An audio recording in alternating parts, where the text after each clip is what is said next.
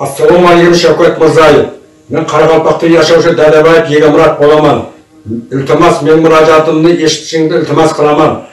Mening murojaatim bolam haqida, Dadabayev Jumasafar haqida. O 1986-yil tug'ilgan, 2016-yil O'zbekiston territoriyasidan chiqib ketgan militsiya xizmatkorlari tomonidan Rossiyaga jo'natganlar.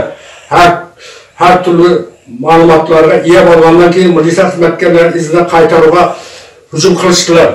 Hozir bolam yanvar oyida O'zbekiston territoriyasiga olib keldilar.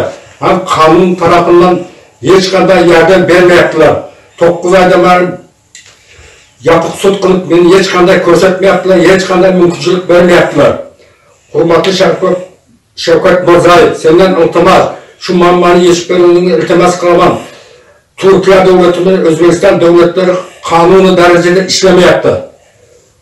Şevket Mirzayev, yana shuni hal qilib berishingizni iltimos qilaman. Assalomu alaykum Şevket Mirzayev. Men Dadabayev Jumasafarning mamasi bo'lgan. O'g'limni gidan 6 yil bo'ldi, hediyaga qarab, o'g'limni aldab akelib qaytibdilar. Sen ishdan etmaysiz, ulmaysiz, cho'kmaysiz. Yani o'g'limga gelinni 9 yil bo'lib bari chamali. Shunda men biz o'g'limni gelinni maydan aqli o'ngitib, biz ilmi o'rganish, har o'rganish qo'yib aqlarim, bizni ko'rko'zdan aqlarim.